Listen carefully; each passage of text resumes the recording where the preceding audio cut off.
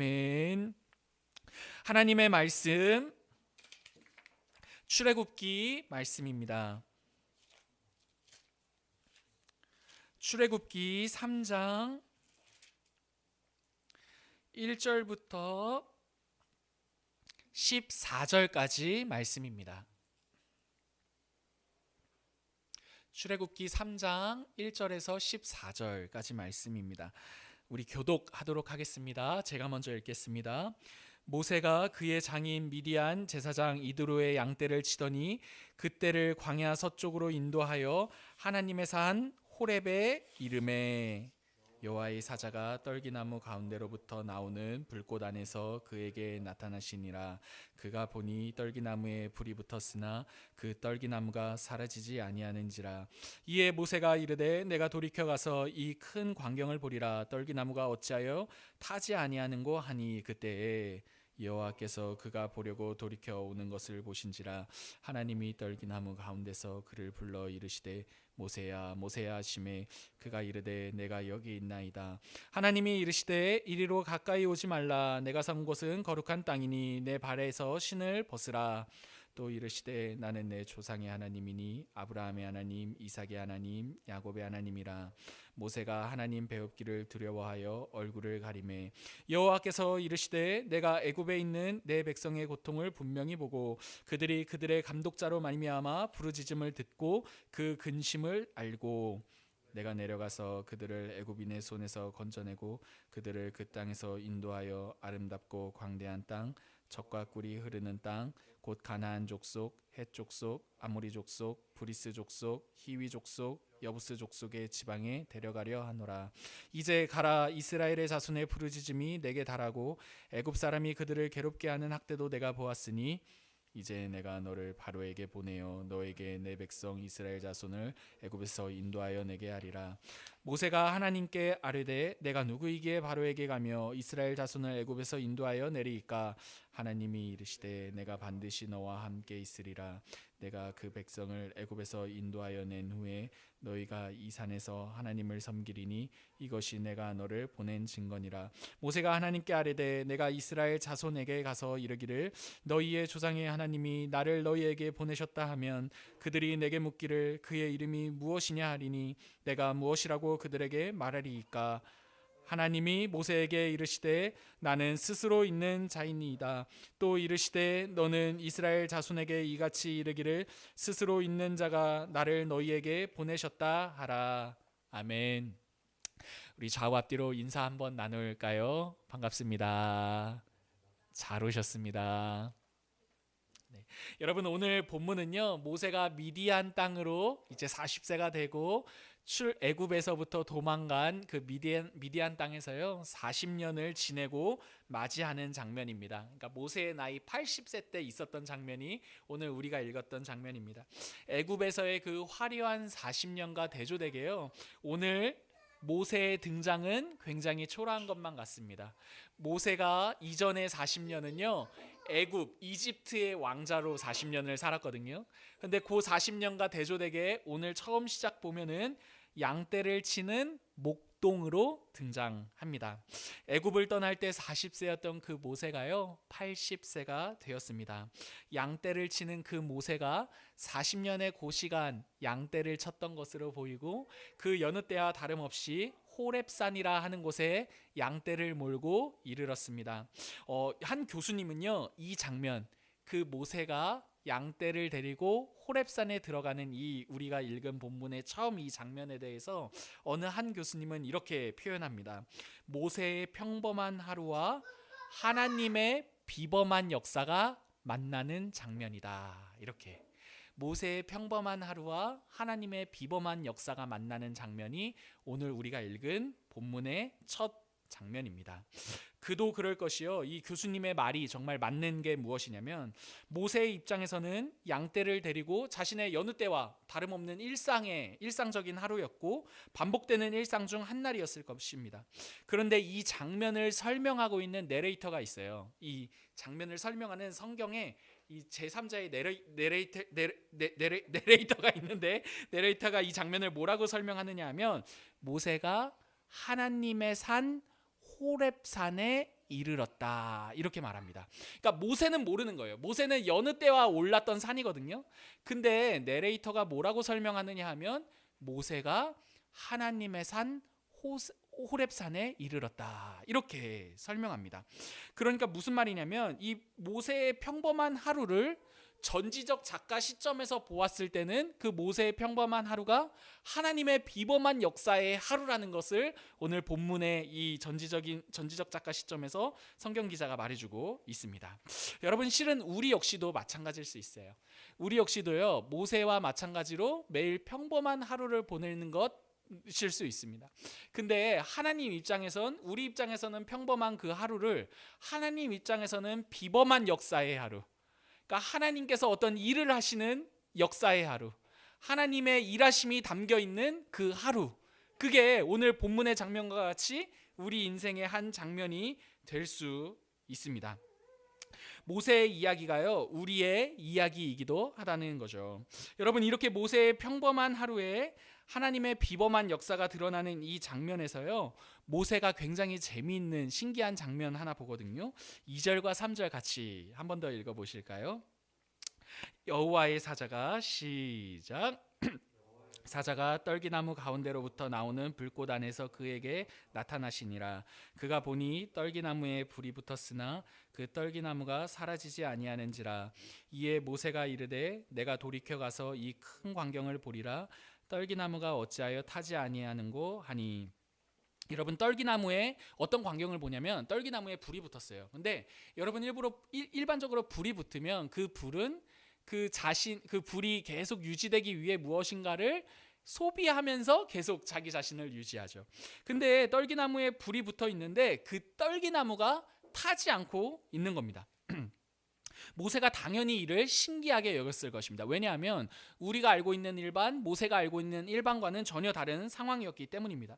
여러분, 우리가 알고 있는 그 일반은 어떻습니까?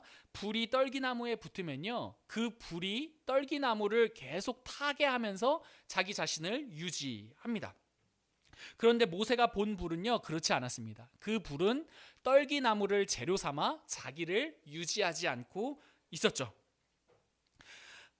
모세가 그 신기한 광경을 자세히 보려고 떨기나무에 가까이 가자 4절에 보니까 모세야 모세야 이렇게 하나님께서 모세야 모세야 가까이 오지 말아라 이렇게 말씀하십니다. 여러분, 일반적으로 이렇게 이름을 2번 부르시는 경우가 창세기에 한 번 또 등장합니다. 언제 등장하냐면 아브라함이 이삭을 하나님 앞에 바칠 때 하나님께서 아브라함아 이렇게 말리셔요. 그러니까 성경에서 일반적으로 이름을 이런 식으로 2번 부르는 건 굉장히 긴박한 상황에 말리는 상황이라는 것 알 수 있습니다. 그러니까 하나님께서 모세가 막 떨기나무 가까이 오지 말라고, 오면 안 된다고 이렇게 말씀하시는 게 오늘 장면입니다. 하나님께서 모세의 행동을 이렇게 긴박하게 멈추신 후에요, 이렇게 말씀하시거든요. 멈추게 하신 후에 이런 장면이 이어지거든요. 우리 4절과 5절도 한번 읽어보실까요? 여호와께서 시작. 여호와께서 그가 보려고 돌이켜 오는 것을 보신지라. 하나님이 떨기나무 가운데서 그를 불러 이르시되 모세야 모세야 하시매 그가 이르되 내가 여기 있나이다. 하나님이 이르시되 이리로 가까이 오지 말라. 내가 선 곳은 거룩한 땅이니 내 발에서 신을 벗으라. 여러분, 모세의 행동을 멈추게 하신 하나님께서요, 모세에게 이렇게 말씀하세요. 모세야, 네가 선 곳은 거룩한 땅이니까 신을 벗어라 이렇게 말씀하세요. 여러분, 이 당시에 모세가 살던 이 고대 근동 사회의 이 배경에서 신을 벗는다는 건 어떤 굉장히 신성한 행위였다 그래요. 그래서 어떤 신성한 장소, 거룩한 장소에 들어갈 때는 항상 신발을 벗었다고 합니다. 그러니까 그러한 맥락에서 하나님께서 신을 벗으라고 하시는 건 당연한 어떤 자연스러운 맥락인 거죠. 왜냐하면 거룩한 땅이라고 말씀하셨기 때문에. 여러분, 이런 문화적인 배경은요, 사실 우리가 우리가 어렸을 때부터 교회 생활을 했다면 교회 생활 속에서도 굉장히 익숙한 장면일 것 같아요. 물론 커먼그라운드 교회는 그렇지 않지만 이전에 우리가 오래된 교회 같은 경우는 강대상 같은 경우에 신발을 벗고 올라갔거든요. 기억하시는지 모르겠어요. 뭔가 교회 물건도요, 그냥 교회 물건이라 안 했어요. 성물이라고 했어요. 옛날엔 성물.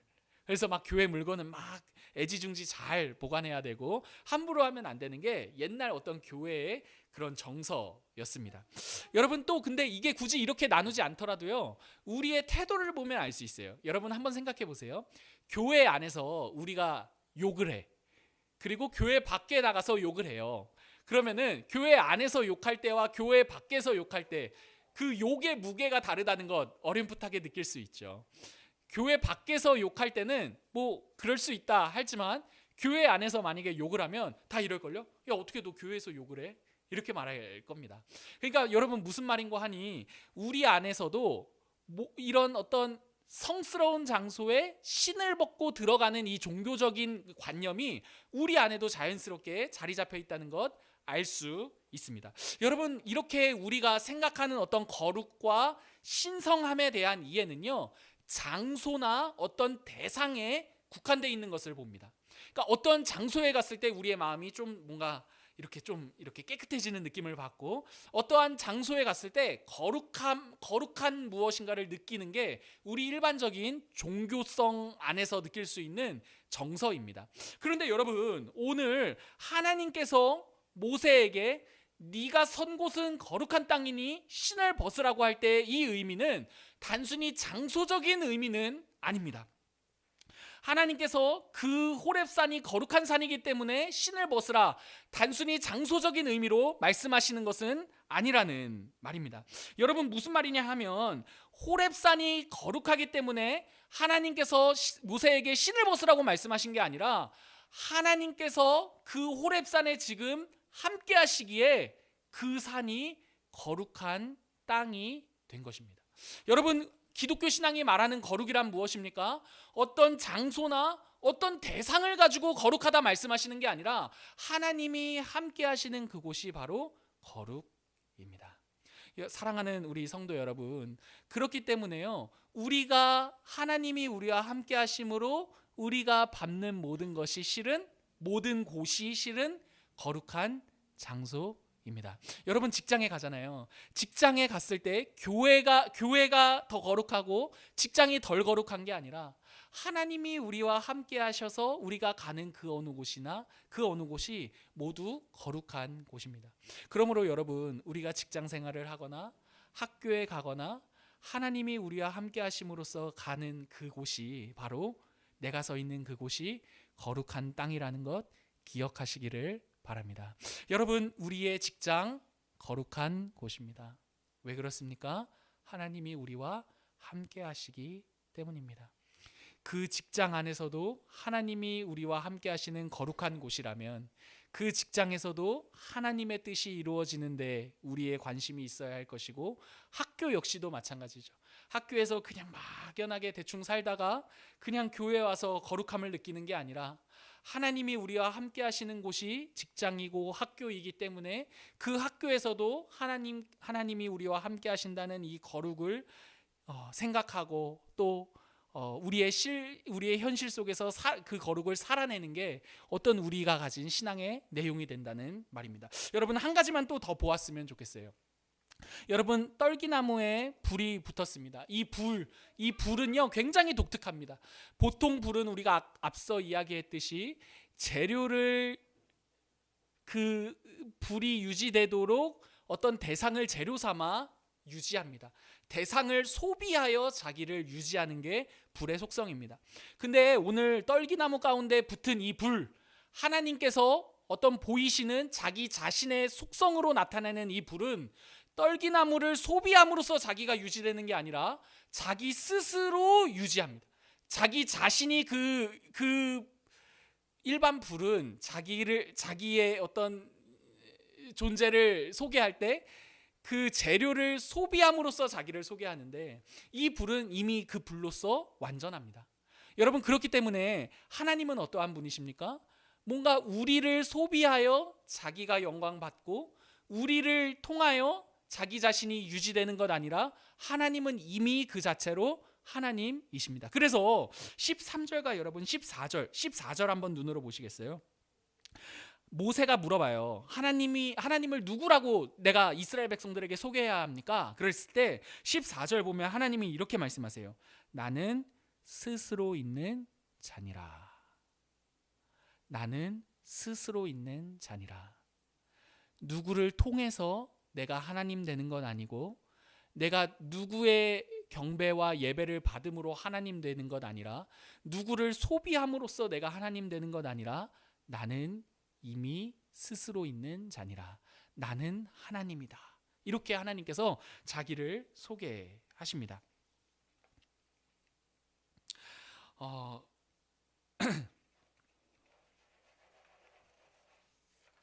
하나님께서 이렇게 모세에게 신을 벗으라 라고 말씀하신 후에요, 하나님께서 이렇게 또다시 한 번 더 자기를 소개하세요. 6절 한번 읽어보실까요? 6절 같이 읽어보겠습니다. 시작. 또 이르시되 나는 내 조상의 하나님이니 아브라함의 하나님, 이삭의 하나님, 야곱의 하나님이라. 여러분, 하나님께서요 두 번째 한 번 더 이렇게 자기를 소개하세요. 첫 번째는 그 불을 통해서 자기가 누구인지 소개하시는데, 두 번째는 어떻게 소개하시냐면 아브라함의 하나님, 이삭의 하나님, 야곱의 하나님이야. 이렇게 자기를 두 번째로 소개하십니다. 하나님께서 이렇게 소개하시는 장면을 조금 유심히 보면 좋겠습니다. 여러분, 하나님께서 수많은 자기를 소개하는 내용들이 있을 텐데 왜 하나님께서는 아브라함의 하나님, 이삭의 하나님, 야곱의 하나님으로 자기를 소개하시는 것인지 여러분 고민해 보면 좋겠어요. 여러분, 이게 무슨 말이냐 하면, 하나님께서요 아브라함과 맺은 약속, 이삭과 맺은 약속, 야곱과 맺은 약속으로 자기가 누구인지를 소개하시는 장면입니다. 여러분, 그 사람이, 우리가 일반적인 그 사람을 이해할 때요, 그 사람이 어떤 사람인지 알기 위해서는 그 사람이 어떤 상대와 맺는 관계를 보면 알 수 있습니다. 사람은 관계 속에서 그 사람이 어떠한 사람인지를 파악하죠. 하나님께서 이렇게 아브라함의 하나님, 이삭의 하나님, 야곱의 하나님으로 자기를 소개하시는 것은요, 그들과의 관계를 통해 하나님이 어떠하신 분이신지 드러나셨기 때문입니다. 여러분, 하나님께서, 우리가 잘 알고 있듯이 하나님께서요 아브라함과 약속을 하세요.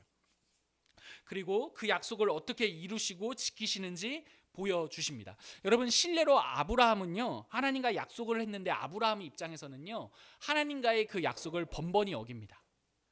아브라함이 어떻게까지 말하냐면, 하나님께서 아브라함에게 내가 내 씨를 통하여 하늘의 별과 같이 땅의 모래와 같이 할 거야, 막 이런 약속을 하시잖아요. 근데 아브라함에게 오랫동안 자식이 없으니까 아브라함이 마음이 꺾여요. 그 약속을 꺾여요. 하나님과 약속을 했는데 꺾여요, 마음이. 그래서 어떻게 이야기하냐면, 하나님, 내 씨는 됐고 내 몸종을 통해 내 씨를 이어가는 거 어떻습니까? 이렇게 역딜을 해요.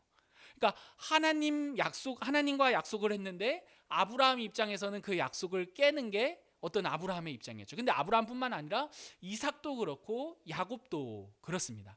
그런데 이 약속이 깨지지 않고 유지되어서 결국에 결실을 맺는데, 그 약속이 유지되는데 그 100% 완전한 공이 어디 편에 있냐면 하나님 편에 있습니다. 왜냐하면 이 약속을 아브라함이 깨고 이삭이 깨고 야곱이 깨었는데도 하나님이 끝까지 붙들고 그 약속을 지켜내시거든요. 여러분, 이렇게 하나님께서는요 그 약속을 어기지 않고 변함없고 신실하게 지켜가셨습니다. 이삭, 야곱, 아브라함뿐만 아니라 이삭과 야곱까지도 마찬가지입니다. 때문에 아브라함의 하나님, 이삭의 하나님, 야곱의 하나님이라고 했을 때 그들과 어떤 관계를 맺음으로써 그 하나님이 어떠하신 분이신지에 대한 인식이 오늘 딱 들어오는 게 오늘 이 하나님의 자기소개라는 말입니다. 여러분, 이렇게 하나님께서 자기 자신을 소개하시는 것을 조금 더 생각해 보면요, 굉장히 하나님께서 인격적으로 자기 자신을 소개한다는 것을 알 수 있습니다. 여러분, 무슨 말이냐 하면요, 하나님은요 자기 자신을 소개하실 때 어떤 자기의 경력이나 이력으로 자기를 소개하지 않으세요. 자신의 스펙으로 소개하지 않으십니다. 도리어 상대와의 관계, 자기가 맺은 그 관계 안에서 내가 누구인지를 소개하십니다. 여러분, 일반적으로 우리가 사는 이 세상은요, 이 세상의 자기소개를 생각해 보세요. 여러분, 우리가 사는 이 일반적인 이 세상의 자기소개는요, 경력과 이력, 스펙으로 나를 소개합니다. 합니다. 이게 잘못됐다는 건 아닙니다. 하지만 스펙으로, 그 경력과 이력으로 그 사람을 소개하는 것은 굉장히 제한적이라는 것을 알 수가 있습니다. 왜 그렇습니까? 사람이라는 존재가요, 그 스펙보다 크거든요. 그 스펙과 경력과 이력으로 다 설명해낼 수 없는 게 사람이라는 존재이기 때문입니다. 여러분, 부모님을 생각할 때도 마찬가지 아닙니까? 여러분, 우리의 부모님을 진짜 우리 엄마, 우리 아빠 감사하다. 뭔가 부모님을 부모님으로 받아들일 때 여러분, 부모님의 스펙이 화려해서 우리가 부모님을 부모님으로 봤습니까? 아니죠. 그 시간과 세월 속에 그 부모님이 우리와 어떤 관계, 그 관계 안에서 우리를 어떻게 대하셨는가를 통해 그 부모님을 이해합니다. 우리 엄마는 이런 사람이야. 우리 아빠는 이런 사람이야.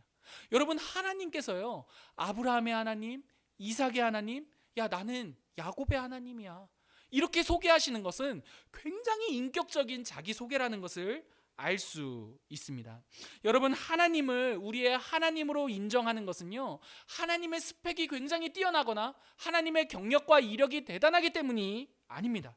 하나님께서 자기 자신을 어떻게 소개하시는지 생각해 보시기 바랍니다. 하나님께서는요, 자기 자신을 소개하실 때 자기가 누구인지를 말씀하실 때요, 그냥 어떤 대단한 능력, 뭔가 대단한 능력을 뿅 보이면서 야 봐라, 나 하나님이다, 이렇게 소개하시는 게 아니라요, 시간 속에 우리를 어떻게 대우하셨는지를 통해 하나님께서는 자기 자신을 하나님이 누구이신지를 소개하십니다. 여러분, 생각해 보십시오. 우리의 신앙의 여정 속에 그 하나님 어떠한 분이신지 한번 생각해 보십시오. 여러분, 우리가 하나님을 위해서 산다고 여러 이야기들을 하고 뭔가 열정이 불붙어 뭔가 할 때도 있지만, 여러분, 실은 우리가 하나님께 잘해서 뭔가를 받는 것 같지만 하나님께 못했음에도 불구하고 하나님께서 주시는 때가 더 많다는 것 알 수 있습니다. 여러분, 기독교 신앙이 굉장히 신비하죠. 여러분, 굉장히 신기하지 않습니까? 다른 종교는 우리가 뭔가를 계속 해서 뭔가를 바쳐냈을 때 그 신이 줄 거라고 합니다. 기브 앤 테이크죠. 한 만큼 받는 거야. 그래서 이런 말도 있잖아요. 지성이면 감천, 지극정성으로 하늘을 감동시켜 하늘로부터 무엇인가를 받아내라. 여러분, 이게 이 세상의 일반입니다. 근데 기독교 신앙은 어떻습니까? 그러한 것들이 전제되거나 그러한 우리 편에서의 어떤 하나님을 감동시킬 만한 내용들이 채워지지 않았음에도 불구하고 하나님께서 자기의 아들을 먼저 내어주시죠. 그 시간 속에서 그러한 하나님의 우리의 시간과 우리의 인생과 우리의 장면들 속에서 이러한 하나님의 사랑을 깨달아가며 하나님이 어떠하신 분이신지를 알아갑니다. 그게 기독교 신앙의 내용이 되죠. 여러분, 이렇게 하나님께서 자기를 이렇게 하나님의 자기소개를 통해 하나님이 이렇게 굉장히 인격적이시구나를 또 알 수 있는데, 또 한 장면을 통해 알 수 있어요. 이것만 딱 보고 마치면 좋겠거든요. 여러분, 한번 또 보세요. 7절 한번 보세요. 눈으로 보세요. 하나님께서 이렇게 말씀하십니다. 애굽에 있는 내 백성, 그죠? 이스라엘 백성을 내 백성이라고 말합니다. 10절도 한번 보세요. 10절도 한번 더 보시면 뭐라고 말씀하시는 거 아니? 내 백성 이스라엘 자손을, 이렇게 이야기하십니다. 여러분, 한번 저를 봐주시겠어요? 하나님께서요, 이스라엘 백성을 나의 백성이라고 말씀하시는 거예요. 여러분, 근데 이 장면은요, 굉장히 사실은 낯선 장면입니다. 왜 낯서냐면, 여러분 한번 생각해 보시기 바랍니다. 지금 이스라엘은 이집트에서 노예로 있습니다. 여러분, 하나님은 굉장히 쉽게 주일학교식으로 말하면 하나님은 굉장히 위대하신 분이잖아요. 근데 하나님께서요, 자기를 소개하시는 데 있어서 이스라엘 백성을 나의 백성이라고 말씀하십니다. 이스라엘 백성을 나의 백성이라고 말하는 건 자기 소개할 때 나는 이스라엘의 왕이야, 이런 의미입니다. 여러분, 근데 생각해 보십시오. 이스라엘 백성이 지금 이집트에서 노예로 있습니다. 여러분들은 노예의 왕이 되고 싶습니까? 여러분, 지금 하나님께서 이스라엘 백성들, 노예로 있는 이스라엘 백성들을 향해 나의 백성이라고 말씀하시는 것은 굉장히 낯선 표현일 수 있습니다. 여러분, 아무도요 노예들의 왕이 되고 싶어 하지는 않습니다. 물론 개 중에 있을 수는 있지만, 여러분, 노예들의 왕이 된다는 건요 명예롭지 않은 겁니다. 노예들의 왕이 된다는 건요 굉장히 불명예스러운 일입니다. 그런데 하나님께서 이스라엘 백성들을 나의 백성이라고 말씀하심으로 그 불명예를 감수하겠다고 말씀하시는 것이죠. 여러분, 우리 부모님들이 그렇지 않습니까?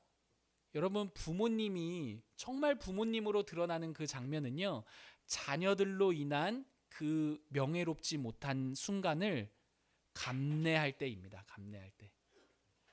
여러분, 제가 초등학교 1학년 때요 너무 장난꾸러기였어요. 너무 장난을 심하게 치니까요 초등학교 1학년인 저에게 초등학교 선생님이 엄마 모시고 와 이렇게 말씀하셨어요.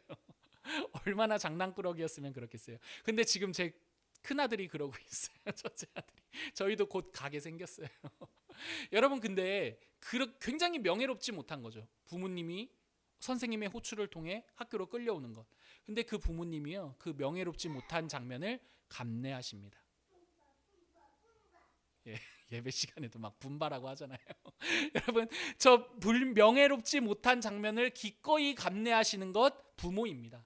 근데 여러분, 하나님께서요 이스라엘을 내 백성이라고 말씀하십니다. 아무도 그들의 하나님이 되고 싶지 않은데 하나님께서 그들의 하나님, 그들의 왕이 되어 주시는 장면입니다. 여러분, 오늘 본문 하나님께서 세 가지로 자기를 소개하시는 것 알 수 있습니다. 첫 번째, 나는 스스로 있는 자다. 여러분, 일반적으로 신들은요 사람을 소비해서 유지합니다. 여러분, 이게 일반이에요. 이 세상 신들의 어떤 신, 알라 보세요. 알라가 유지되는 방법은요 알라를 위해 바치는 정성과 열심을 통해 알라가 유지됩니다. 여러분, 이렇게 알라를 말하지 않더라도요 제가 흔히 드는 예로 이 세상 신의 최고신 돈, 여러분, 돈의 신이 어떻게 유지됩니까? 돈을 버는 기능으로서 충족되는 사람이 될 때 돈의 신이 만족하고 유지됩니다. 여러분, 이 세상은 돈의 신이 패권을 잡았잖아요. 모두가 돈에 함몰되어서 돈을 버는 기능인으로 살잖아요. 돈을 버는 게 나쁘다는 게 아니라 여러분, 이 세상이 그렇게 우리를 몰아가지 않더냐는 말입니다. 여러분, 그렇지만 하나님께서는요 우리를 그렇게 자기를 위해 소비하는 대상으로 만들지 않으시는 그냥 스스로 존재하시는 완전한 하나님이십니다. 여러분, 그리고 하나님께서 자기를 또 어떻게 소개하십니까? 어떻게 소개하셨죠? 하나님께서 아브라함의 하나님, 이삭의 하나님, 야곱의 하나님으로. 여러분, 그 시간 속에서 하나님께서 그 대상들을 향해 보이신 인내와 사랑과 관심을 통해 하나님이 어떠하신 분이신지를 나타내십니다. 여러분, 마지막으로는 또 하나님께서 어떻게 자기 자신을 나타내십니까? 불명예를 명예롭지 못한 그들의 하나님이 기꺼이 되어주심으로 하나님께서 자기를 소개하십니다. 여러분, 오늘 이 하나님 우리의 하나님이시기도 합니다. 여러분, 실은 우리가요 하나님을 막 영광스럽게 하면 너무 좋겠지만 그렇지 못한 날들이 너무나 많죠. 그런데 하나님께서 이렇게 말씀하십니다. 내 백성, 내가 그럼에도 불구하고 그 불명예를 감수하면서까지 너희와 함께 할 거야. 너희가 밟는 그 땅이 내가 그럼에도 불구하고 그 불명예를 감내하면서 너희와 함께 함으로 너희가 밟는 그 모든 땅들이 무슨 땅이다? 거룩한 땅이야. 그 직장 내에서도 나를 명예롭지 못하게 했다는 그 내용으로 짓눌려 있지 말고 그럼에도 불구하고 내가 함께 할게. 그곳을 거룩한 땅으로 알아. 오늘도 힘내어 믿음의 여정 걸어가자. 여러분, 이 따뜻한 하나님, 우리에게 다시금 걸어보자 하시는 하나님, 우리의 하나님이십니다. 그러므로 사랑하는 우리 성도 여러분, 우리가 밟는 모든 땅, 우리가 속한 모든 삶의 현장들, 하나님께서 그럼에도 불구하고 우리와 함께 하신다는 것 기억하시며 거룩한 땅으로 여겨 살아가시는 저와 여러분 되기를 간절히 기도합니다. 오늘 우리에게